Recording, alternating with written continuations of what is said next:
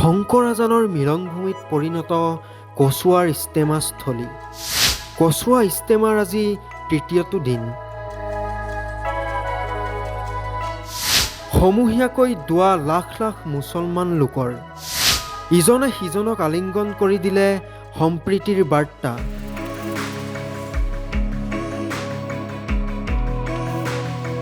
অন্তিম দোৱাত অংশগ্ৰহণৰ বাবে সমবেত হ'ল লাখ লাখ ইছলাম ধৰ্মাৱলম্বী লোক।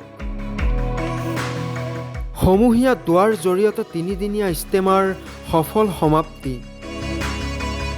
ৰাজ্যৰ ভিন্ন প্ৰান্তৰ পৰা সমবেত হ'ল লাখ লাখ ইছলাম ধৰ্মাৱলম্বী লোক। বিশ্ব শান্তিৰ বাবে দোৱা কৰিলে মুছলমানসকলে।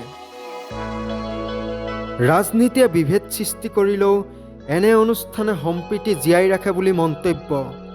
আজি কচুৱা ইষ্টেমালৈ আহি পেলাই সঁচাই ভাল লাগিছে, আনন্দিত হৈছোঁ যে যিখিনি সময়ত ভাৰতবৰ্ষত মানুহে মানুহৰ ওপৰত যি হিংসামূলক প্ৰতিশোধ পৰায়ণ এটা হৈ পৰিছে, আৰু সেইখিনি সময়তে অসমৰ কচুৱাত যি ইষ্টেমা হৈছে তাত হিন্দু মুছলমান সকলো মানুহ একত্ৰিত হৈছে। আৰু সঁচাকৈ এটা আনন্দৰ বিষয় যে যিখন শংকৰ আজানৰ দেশ বুলি কোৱা হয়, সেই শংকৰ আজানৰ দেশত আজি সকলো একত্ৰিতভাৱে হিন্দু মুছলমান একত্ৰিত হৈ এই ইষ্টেমাত সহায় কৰিছে। আৰু তেওঁলোকৰ যিটো ধৰ্মীয় অনুষ্ঠান আমিও সহযোগিতা আগবঢ়াইছোঁ। গতিকে আৰু যি বাকী এদিন আছে সেইদিনা যেন সফল সমাপ্তি ঘটে, এই আমি আশা ৰাখিছোঁ। আগন্তুক দিনত যাতে আমি সেই শংকৰ আজানৰ যি বাণী তেওঁক সাৰোগত কৰি যাতে আমি গোটেই জাতিটোক আগবঢ়াই লৈ যাব পাৰোঁ, আমাৰ ভাষা সংস্কৃতিক যাতে আমি আগবঢ়াই লৈ যাব পাৰোঁ, এই কামনা কৰি মই সকলো কচুৱাবাসী তথা অসমবাসী ৰাইজলৈ শুভেচ্ছা জ্ঞাপন কৰিলোঁ। কচুৱা ইষ্টেমালৈ আহি সঁচাই ভাল লাগিছে। বৰ্তমান সময়ত যি ৰাজনীতিৰ ৰাইজৰ মাজত যি এটা বিভ্ৰান্তি হৈ আছিলে, তাৰ বিপৰীতে সকলো মানুহ ইয়াত সকলো ধৰ্মৰ সকলো জাতিৰ মানুহ আহি ইয়াত গোট খাইছেহি। ৰাইজক চাবৰ কাৰণে আহিছে, ৰাইজক সহায় সহযোগ কৰিছে আৰু এই অনুষ্ঠানটো অতি সুন্দৰভাৱে চলি আছে।